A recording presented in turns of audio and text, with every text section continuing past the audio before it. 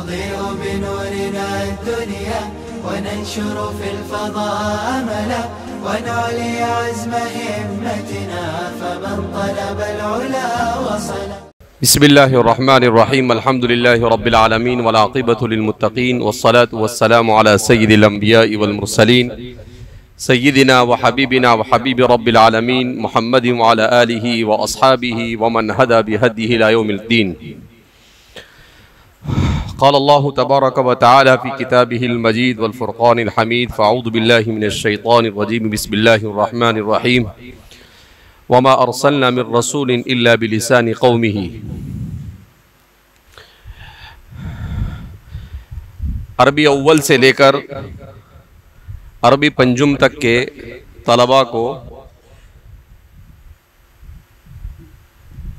10-15 minute के लिए जमा किया गया है। इसका मकसद ये है कि जामिया में दीनी तालीम के तलबा के लिए दीनी तालीम के साथ साथ असरी तालीम का भी ज़रूरत के बक़द्र इंतज़ाम किया गया है। असरी तालीम ये इसलिए ज़रूरत बन गई है कि उसकी दो वजह है। एक वजह तो ये कि जिस तरह से इंसान के साथ उखरवी मसाइल मुक़द्दम होकर लगे हुए हैं, इसी तरह से इंसान के साथ दुनियावी मसाइल भी लगे हुए हैं। तो उसके पास कुछ न कुछ ऐसा फ़न, हुनर और ऐसी मालूमात होनी चाहिए जिसकी वजह से वो मुआशरे में बाअसर हैसियत से ज़िंदगी गुजार सके। दूसरी उसकी ज़रूरत ये है कि इस वक्त ये दुनिया, इसको ग्लोबल विलेज कहा जाता है। ग्लोबल विलेज का मतलब क्या है कि पूरी दुनिया अब एक छोटे से कस्बे और एक छोटे से गांव और देहात की तरह हो गई कि दुनिया के एक कोने से दूसरे कोने में राबता और कम्युनिकेशन और उससे ताल्लुक़ कायम करना बहुत आसान हो गया। फ़ोन के ज़रिए, इंटरनेट के ज़रिए, सोशल मीडिया के ज़रिए, मुख्तलिफ तरीक़ों से। और इस्लाम एक दावती मज़हब है, तो इस्लाम के दावती मज़हब होने की वजह से हम उलमा की ज़िम्मेदारी बनती है कि हम इस्लाम के आफाकी पैगाम को दुनिया के चप्पे चप्पे तक सही तरीके से कैसे पहुंचाएं। इसलिए कि मुखातब उसी वक्त किसी बात को समझ सकता है जब उसके ज़हनी मुस्तवा पर उतरकर बात की जाए। अगर कोई तफसीर करने के लिए बैठ जाए और तफसीर की इस्तिलाहात को आवाम के सामने बयान करना शुरू कर दे तो क्या होगा? 5-10 मिनट के बाद कुछ लोग सो जाएंगे और कुछ लोग उठ के चले जाएंगे कि भाई ये मौलाना कौन सी जबान बोल रहे हैं, हमें कुछ समझ में आ रहा नहीं। अगर आप आवाम में बैठ जाएं और आवाम में बैठकर आप नहवी, सरफी, तहकीक और लुगत का माना बयान करना शुरू कर दें कि बाहरफ जार है, इस्म मुज़ाफ है, अल्लाह मौसूफ है, अर्रहमान सिफ़त अव्वल है, अर्रहीम सिफ़त सानी है, अल्लाह मौसूफ अपनी दोनों सिफ़तों से मिलकर मुज़ाफ इलैह हुआ, इस्म मुज़ाफ का इस्म मुज़ाफ अपने मुज़ाफ इलैह से मिलकर मजरूर हुआ, बाहरफ जार का बाहरफ जार अपने मजरूर से मिलकर मुताल्लिक़ हुआ, अशरऊ फ़ेल के अशरऊ फ़ेल अपने मुताल्लिक़ से मिलकर जुमला फ़ेलिया ख़बरिया हुआ। तो लोग कहेंगे ये मौलाना को क्या हो गया, दिमाग सही है या नहीं है, या इनको किसी पागल खाने में ले जाकर इनका इलाज कराना पड़े। क्यों? उसको क्या समझ में आया कि मुताल्लक क्या, मुताल्लिक क्या, अशराउ क्या और महजूफ क्या और मौजूद क्या। उसको मुजाफ इलैहि मौसूफ सिफत से कोई मतलब नहीं, तो वो नहीं समझ सकते। क्यों? इसलिए कि उससे उनको मुमारसत नहीं, उससे उनका वास्ता नहीं। तो अब मालूम क्या हुआ कि इसका मतलब यह है कि वो किस तरह से समझना चाहते हैं, हुदूद शरीयत में रहकर हमें उनको उस तरह से समझाना है, हमें दीन को उन्हें उसी तरीके से समझाना है। तो उनके सतह पर उतर कर समझाने के लिए हमारे लिए इन उलूम से बुनियादी तौर पर वाकिफियत जरूरी है कि भाई हमें मालूम होना चाहिए। अगर हमारे सामने तालीम याफ्ता तबका बैठा हुआ है और हम उसके सामने थोड़े बहुत दो चार अंग्रेजी अल्फाज इस्तेमाल करेंगे तो उन्हें बात समझ में आएगी। जैसे आपने उनके सामने कहा कि कुरान का समझना इंतहाई दर्जा अहम है, तो वो बोलेंगे क्या मालूम मौलाना क्या बोलते हैं। लेकिन आपने बोल दिया कि कुरान का समझना बहुत इंपॉर्टेंट है, तो बोलेंगे हाँ ये मौलाना अपने जैसी जबान बोलता है। वो फौरन वो बात को सुनेगा। क्यों? इसलिए कि उसको समझ में आ रहा है। इसीलिए बलागत किसको कहते हैं? मुक्तज़ा हाल के मुताबिक कलाम करना। मुक्तज़ा हाल के मुताबिक इसे क्या कहा जाता है? बलागत कहा जाता है। तो इस दावती मिशन के पेश नजर हमारे यहां पर हम आपको ये चंद मज़ामीन पढ़ा रहे हैं जिसको आपको दिलचस्पी से पढ़ना चाहिए। देखो, रियाजी ये हमारी जरूरत है। मार्केट में आप गए, कोई चीज आपने खरीदी तो जाहिर सी बात है आपने कहा कि भाई ये कितने का है? कहा, उसने कहा 40 रुपए का। कहा मुझे 5 दे दो। अब आप कहेंगे अच्छा कितने रुपए हुए? तो बोलेगा 250 रुपए। तो आप निकाल के दे देंगे? नहीं, आपको बोलेंगे 40 40 40 120 160 और 5 200। हाँ 200 भाई, 250 क्यों मांगता है तू? अगर आपको रियाजी नहीं आएगी तो उसने 250 मांगा, आपने 250 निकाल के दे दिया और आप आ गए, आपने 50 रुपए ज्यादा दे दिए। इसका मतलब यह है कि रियाजी ये हमारी बुनियादी जरूरत है। ये क्या है? हमारी बुनियादी। तो इसलिए हमारे लिए रियाजी जरूरी। उसी के साथ साथ हमारे लिए ज्योग्राफिया क्यों जरूरी? तो ज्योग्राफिया जो है वो सिर्फ इसकी जरूरत नहीं है कि हिंदुस्तान का ज्योग्राफिया, दुनिया का ज्योग्राफिया, मक्का कहां पर वाक़ है, तो उसके लिए आपको ज्योग्राफिया समझना पड़ेगा। क़िबले की सिमत को समझने के लिए ज्योग्राफिया समझना पड़ेगा। नमाज के औकात के लिए आपको उसको समझना पड़ेगा। तो ये एक दीनी जरूरत भी है, सिर्फ असरी जरूरत नहीं, दीनी जरूरत भी है। तो इसलिए ज्योग्राफिया को हमें पढ़ना है कि दीन की चीजों को खूब अच्छी तरह से हम समझ सके। तारीख को पढ़ना है तो तारीख को हम इस तरह से पढ़ें कि उन्होंने तारीख को ऐसे लिखा कि वो तारीख ऐसे है गोया कि तारीख उनके अपने नजरिए से लिखा है, हम अपने नजरिए से पढ़े। कोई भी कौम उस वक्त तक तरक्की नहीं कर सकती जब तक कि उसको अपनी तारीख का इल्म न हो। इसीलिए कहते हैं कि मुसलमान की तरक्की और अहले मगरिब की तरक्की में बड़ा फर्क है। मुसलमान को अपनी तरक्की के लिए अपने माजी से वाकिफ होना जरूरी है। क्यों? कि हमारा माजी बड़ा रोशन है। हमारे माजी में कौन है? अंबिया है। हमारे माजी में कौन है? सहाबा है। हमारे माजी में कौन है? फुकहा है। हमारे माजी में कौन है? मुतकल्लिमीन है। हमारे माजी में कौन है? मुहद्दिसीन है। हमारे माजी में कौन है? अइम्मे अदब है। तो ऐसी ऐसी जमातें और ऐसे हमारे माजी में कौन है? मुजाहिदीन है। हमारे माजी में कौन है? इंसाफ पसंद हुक्मरान है। तो हमारा माजी बड़ा रोशन है। खैरुल कुरूनी करनी सुम्मल्लज़ीना यलूनहुम सुम्मल्लज़ीना यलूनहुम, बेहतरीन नमूने हमारे माजी में मौजूद है। तो हम उसको पढ़ेंगे तो हमें उसके जरिए से सबक हासिल होगा कि हम भी अपने आप को उनके जैसा बनाने की कोशिश करें। तो तारीख को इसलिए पढ़ा जाता है।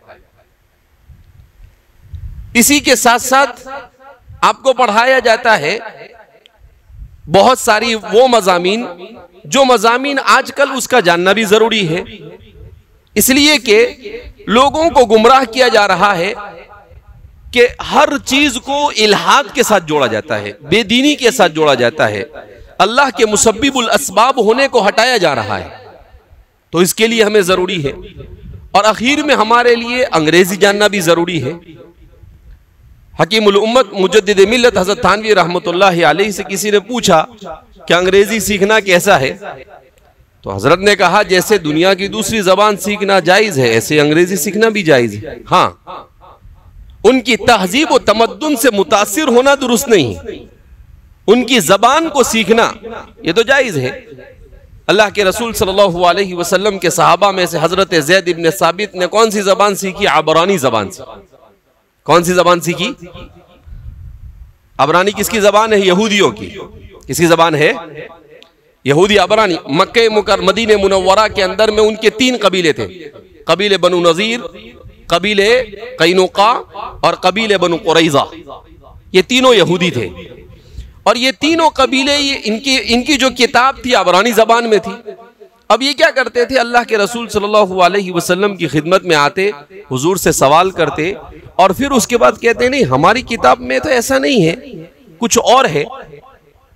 और फिर वो पढ़ते अबरानी जबान में, किताब को लेकर आते और ऊपर नीचे जो उसका सियाक और सबाक होता उसको काट देते, उसको नहीं पढ़ते।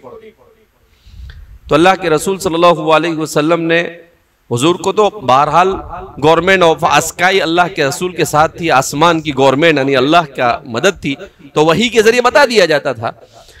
मगर फिर भी अल्लाह के रसूल सल्लल्लाहु अलैहि वसल्लम ने इस जरूरत को महसूस किया। हुजूर ने कहा कि ज़ैद इब्न साबित जरा अबरानी जबान सीख कर आओ। तो हजरत ज़ैद इब्न साबित बड़े ज़हीन व फतीन थे, जिनका कुरान करीम के जमा करने में सबसे बड़ा रोल है। वो कहते थे कि हजरत अबू बकर ने ये जिम्मेदारी मुझे दी, अगर मुझे ये कहते वो कि पहाड़ को एक जगह से दूसरी जगह पर ले जाओ तो ये मेरे लिए आसान था, मगर कुरान करीम को जमा करना मेरे लिए बड़ा मुश्किल था।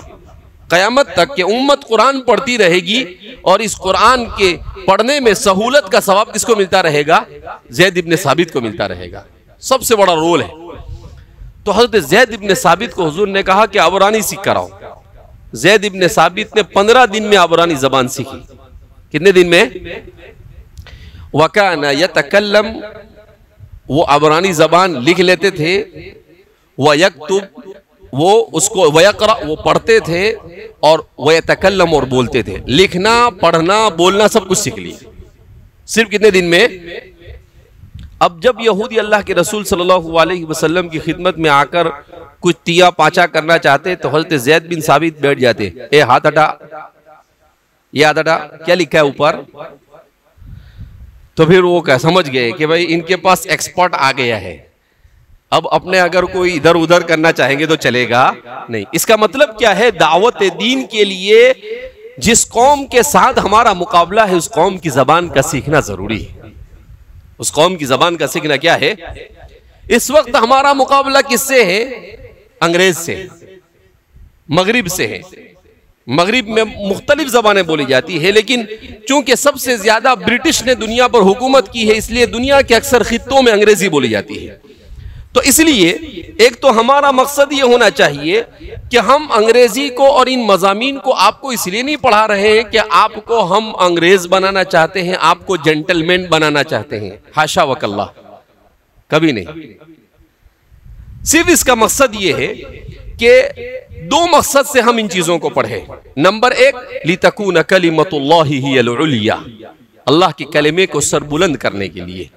और नंबर 2, अगर वो हमारी तालीमात पर एतराज करते हैं तो उन एतराजात का जवाब हम अपनी जबान में देंगे कि उनकी जबान में देंगे? उनकी जबान में। तो इस्लाम का दिफा करने के लिए। तो इस वजह से आपको, जैसे हम उलूम अरबिया के साथ और इस्लामी उलूम पर मेहनत करते हैं, इसी तरीके से इन चीजों पर भी कदर तवज्जो देकर इन चीजों को सीखना चाहिए। ये एक हमारी जरूरत बन चुकी है। अब होता क्या है, हम उलमा अगर अंग्रेजी को अच्छी तरह से समझते नहीं, सीखते नहीं हैं, तो फिर ऐसे लोग जो आलिम नहीं होते हैं मगर अंग्रेजी जानते हैं, अपने तौर पर सेल्फ स्टडी करते हैं, जाती मुताला कर लेते हैं इस्लाम का, और फिर वो मैदान में आ जाते हैं। लेकिन नीम मुल्ला खतरे ईमान, नीम हकीम खतरे जान, नीम मुल्ला। अब वो नीम मुल्ला होते हैं तो फिर ऐसे ही होता है कि लोगों को कुछ लोग अगरचे उनके हाथों पर इस्लाम ले आते हैं, मगर मुसलमान उनसे मसाइल पूछते हैं तो जाहिर सी बात है उनका इल्म अधूरा होता है, तो फिर वो लोगों को उलट सुलट कुछ भी बयान कर देते हैं, तो जिसकी वजह से गैरों को फायदा हो जाता है और मुसलमानों को बजाय फायदा होने के क्या होता है, नुकसान। तो अगर हम खुद अपने आप को तैयार कर कर यहाँ पर ले आए तो जाहिर सी बात है कि हमारे पास इल्म दीन भी मजबूती के साथ होगा, ये ज़बान भी मजबूती के साथ होगी, तो हम अच्छी तरीके से क्या कर सकते हैं, उनका मुकाबला कर सकते हैं और दीन को सही नहज के साथ अहले सुन्नत वल जमाअत की सही तर्जमानी करते हुए उम्मत तक क्या कर सकते हैं, पहुंचा सकते हैं। हजरत हुज्जतुल इस्लाम हजरत मौलाना कासिम साहब नानोतवी रहमतुल्लाहि अलैह के ज़माने का वाक़या बयान कर कर आखिर में जो बात कहना है, जिस मकसद से आपको जमा किया है, वो ख़त्म कर दें अपनी बात को कि हजरत हुज्जतुल इस्लाम हजरत मौलाना कासिम साहब नानोतवी रहमतुल्लाहि अलैह जब हज के लिए तशरीफ ले गए तो आपके ज़माने में आपके साहबजादे हजरत मौलाना अहमदुल्लाह साहब अहमद साहब ने लिखा है, जो हजरत कारी तैयब साहब के वालिद होते हैं और हजरत मौलाना कासिम साहब नानोतवी नव्वरल्लाहु मरक़दहू के बेटे होते हैं। उन्होंने लिखा कि जब हज में तशरीफ ले गए तो हज में जाते वक्त पानी के जहाज से गए, तो वहां पर उसका जहाज को चलाने वाला जो था वो अंग्रेज था। तो एक मर्तबा उसने कहा कि भाई मैं तुम्हारे अगर कोई आलिम साहब है तो उनसे कुछ गुफ्तगू करना चाहता हूं, उनसे कुछ सवाल करना चाहता हूं इस्लाम के बारे में और मेरे जहन में कुछ सवालात है। तो कहा कि भाई हजरत नानोतवी रहमतुल्लाह अलैह है, हजरत के पास उसको लेकर आए। उसने सवालात किए, अब वो अंग्रेजी में बोल रहा था, तो कोई साहब थे जो अंग्रेजी जानते थे, उसने जो सवाल किया हजरत को उर्दू में तर्जमा कर कर बतलाया। फिर हजरत ने उसके सवाल के जवाबात जो दिए उर्दू में, तो उसने अंग्रेजी में उसका तर्जमा कर कर उनको बतलाया। तो वो आदमी सवाल के जवाब से बड़ा मुतमईन हुआ, क्योंकि आप बहरहाल हुज्जतुल इस्लाम थे, बड़े माकूल अंदाज में चीजों के जवाब दिया करते थे, तो बहुत मुतमईन हुआ। फरमाते हैं कि रोफका ने यह कहा कि करीब था कि वो इस्लाम में दाखिल हो जाता। तो हजरत नानोतवी रहमतुल्लाहि अलैह फरमाते हैं कि हजरत को उस वक्त ये एहसास हुआ कि अगर मुझे खुद अंग्रेजी आती तो मैं कुछ और ही अंदाज में उसको समझाता। मुझे अंग्रेजी नहीं आ रही थी, इसलिए मुझे मुतरजिम का सहारा लेना पड़ा, और मुतरजिम होता है, वो क्या समझा और क्या बताया मुझे क्या मालूम। तो इसलिए आपने कहा कि आपने इरादा किया कि मैं आने के बाद क्या सीखूंगा, अंग्रेजी सीखूंगा, लेकिन फिर उसके बाद आपकी तबीयत सही नहीं हुई और आपका आखिरी हज था, उसके बाद आपका इंतकाल हो गया, इसलिए आप नहीं सीख सके। लेकिन आपने उस वक्त महसूस किया कि भाई अंग्रेजी सीखना ये जमाने की क्या है, जरूरत है। ये बानी दाउलुम देवबंद का वाकया उनके सवाने के अंदर में मौजूद है। तो इसलिए हम ये ना सोचे कि ये पता नहीं कौन सी डगर पर जा रहा है, नहीं, हम अपने पूरे तशख़्ख़ुस के साथ, इस्लामी तशख़्ख़ुस के साथ और इस्लामी ज़हनियत के साथ इस्लाम का दिफा करने की गर्ज से इस ज़बान को अच्छी तरह से सीखने की क्या करें, कोशिश करें। बहरहाल अभी हमारे यहाँ पर अंग्रेजी का प्रोग्राम हुआ था 30-40 दिन का। बच्चों ने माशाल्लाह, कुछ बच्चों ने बड़ी मेहनत की और बहुत अच्छा परफॉर्मेंस पेश किया। जब लोगों तक ये पैगाम पहुंचा तो बहुत सारे लोगों ने उसको बहुत सराहा। उससे एक बात हमें ये महसूस हुई कि अगर हमारे बच्चों पर मेहनत की जाए तो हमारे बच्चों में कुछ बच्चे ऐसे हो सकते हैं जो अंग्रेजी ज़बान में इस्लाम की दावत और इस्लाम का दिफा करने के लिए तैयार हो जाए। तो इसलिए फिर हमने अंग्रेजी पढ़ाने का जो तरीका है उस तरीके में थोड़ी सी तब्दीली का प्रोग्राम बनाए और ये निज़ाम किया कि भाई असातिज़ा से ये कहा कि आप ये बताइए कि आपके पास जो तलबा है उसमें कौन से तलबा ऐसे हैं जो अंग्रेजी में कमज़ोर है, कौन मुतवस्सित है और कौन से तलबा ऐसे हैं जो अंग्रेजी अच्छी जानते हैं। उसका जब फिगर सामने आया तो महसूस हुआ कि आसान है इनका निज़ाम बनाना। तो अब ये निज़ाम बनाया है कि जो कमज़ोर तलबा है उनके हिसाब से उनकी अलग क्लासें, जो तलबा मुतवस्सित है उनकी अलग क्लासें, और जो तलबा पढ़ना लिखना और टूटा फूटा बोलना जानते हैं, जो मुमताज़ और आला है, उनकी तरतीब अलग। तो ये पूरा निज़ाम क्या कर दिया गया है, बना दिया गया है। इस निज़ाम को समझाने के लिए आपको यहां पर जमा किया कि अब मंगल के दिन से आइंदा कल आपको क्लासों में बता दिया जाएगा कि आपको जब अंग्रेजी की घंटी बजे तो आपको कौन सी क्लास में कौन से उस्ताद के पास जाना है। तो जो तलबा मुमताज है वो तलबा उसी अंदाज में मेहनत करें ताकि उनको आसानी के साथ हम आगे ले जाकर जहां पर भी, और जिनको अंग्रेजी बिल्कुल नहीं आती है वो अपनी अंग्रेजी को और अच्छा करने की कोशिश करें, जो मुतवस्सित है वो मुमताज बनने की कोशिश करें। बहरहाल अब चूंकि इतने सारे तलबा हैं तो इतने सारे तलबा सब पर इसलिए मेहनत की जा रही है कि जब सब पर मेहनत की जाएगी तो कुछ तो सुस्त होंगे, वो तो ऐसे होंगे कि वो टस से मस नहीं होंगे, वो तो कुछ भी कहो कहा दुनिया इधर से उधर हो जाए। जिसको नहीं पढ़ना है, जिसको मेहनत नहीं करना है, उसका दुनिया में कोई इलाज नहीं। उसका इलाज सिर्फ यही है कि मरने के बाद जब मार पड़ेगी तब वो कहेगा या लैतनी, हाय काश कि मैं मिट्टी बन जाता, हाय काश ए अल्लाह दुनिया में दोबारा भेज दे तो मैं बहुत सो कर आया हूं उसकी कसर निकाल दूं। लेकिन अल्लाह कहेंगे चुग गई चिड़िया खेत।